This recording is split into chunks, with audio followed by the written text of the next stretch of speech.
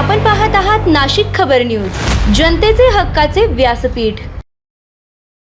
गुन्हे शाखेच्या युनिट क्रमांक 1 ने म्हसरूळ पोलीस ठाण्याच्या हद्दीतील 2 घरफोडीचे गुन्हे उघडकीस आणत 4,57,800 रुपयांचा चोरीचा मुद्देमाल हस्तगत केला आहे।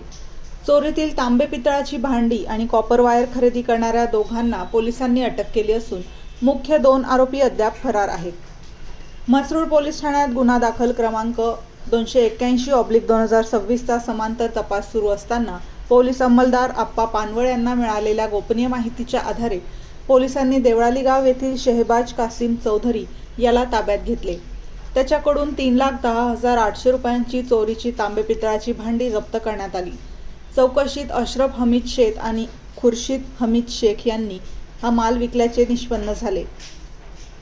त्यानंतर तपासाचा धागा पकडत पोलिसांनी खोडेनगर येथील जाबीर उर्फ जुबेर अमर अरब याला ताब्यात घेतले। त्याच्याकडून 1,47,000 रुपयांच्या 98 किलो वजनाच्या चोरीच्या कॉपर वायर जप्त करण्यात आल्या। त्यामुळे म्हसरूळ पोलीस ठाण्यातील गुन्हा क्रमांक 277/2026 हा आणखी एक घरफोडीचा गुन्हा उघडकीस आला। अटक केलेल्या दोघांना पुढील तपासासाठी म्हसरूळ पोलिसांच्या ताब्यात देण्यात आले असून मुख्य आरोपी अशरफ हमीद शेख आणि खुर्शीद हमीद शेख यांचा शोध सुरू आहे।